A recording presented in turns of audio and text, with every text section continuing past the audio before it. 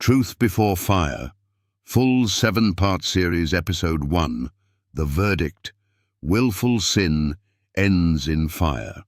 What if I told you that millions of professing Christians are walking straight into the lake of fire? Not because they don't believe, but because they willfully disobey.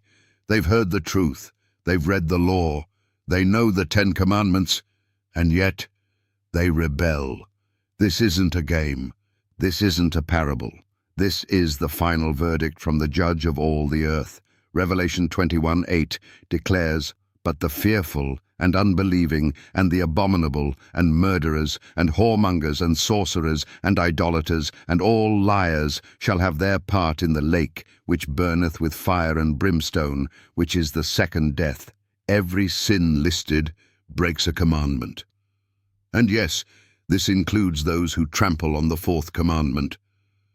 Remember the Sabbath day, to keep it holy. That's not a suggestion. That's a command from the voice of the eternal God. Yet churches across the world mock it. They replace it. They call it abolished. But let me ask you, did God ever say Sunday was holy? Did Jesus ever change the day? No, not once. If you choose tradition over truth, you've chosen rebellion. If you continue in sin after receiving knowledge, there remains no more sacrifice for your soul.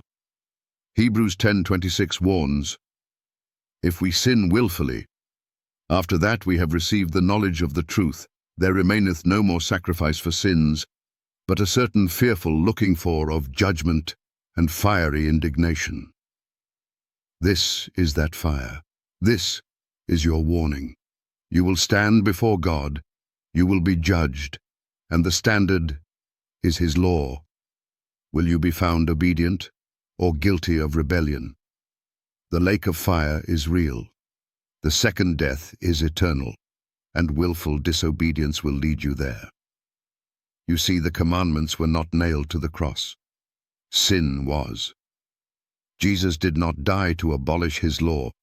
He died to forgive us when we break it and to empower us to keep it. Revelation 22:14 declares, "Blessed are they that do His commandments, that they may have right to the tree of life."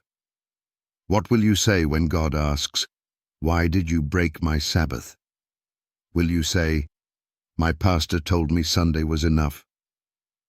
God never said to obey your pastor.